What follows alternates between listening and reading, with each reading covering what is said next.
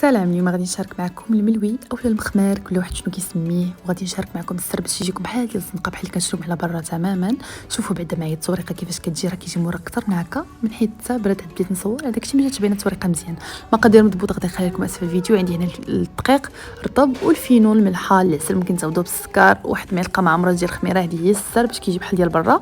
وكنجمع بملي يكون بارد وكندلكها مزيان، كنحصلوا العجين يكون مرخوف ومطلق بحال هكا، ما يكونش قاصح، كنأكد عليه ما يكونش قاصح. وكنبدا نخدم بها مباشره، كندهن العجينه بالزيت وكنشكلها كويرات كبار على الشكل هذا. الا بغيتو الميويت يجيوكم كبيبرين خصكم ديروا كويرات كبار. كنخليهم يرتاحوا غير واحد قسيم د المكانه ملي كنكون جيت السميده والزيت والزبده وصافي. كندوز نطلق الكويره ديالي على الشكل هذا، تكون رقيقه مزيان ما تخليوهاش غليظه. وكنرش السميده وفوق منها الزبده، انا خدمت بالزبده ديال التوراق، وكنقطعها بالموس كيف ما شفتوا على شكل اشرطه، وكنبدا نرولي على هذا الشكل هذا. ملي كتوصلوا للاخر داك الطريف اللي كيبقى شايط كنحاولوا ندخلوه من الجوانب على هذا الشكل هذا كيف ما كتلاحظوا. وصافي بعد ما كنسالي داك الطريف الاخر اللي كيبقى عاوتاني كندهنو بشويه ديال السميده والزبده وكنروليها. داك شويه اللي كيبقى شايط كندخلوا للجوانب، كنبسطها واحد شويه، كنغطيهم بالميكا، ملي كنقور واحد 4 ولا 5 كنطلقها على الشكل هذا غير شويه، ما تضغطوش عليهم بزاف باش كيتنفخوا.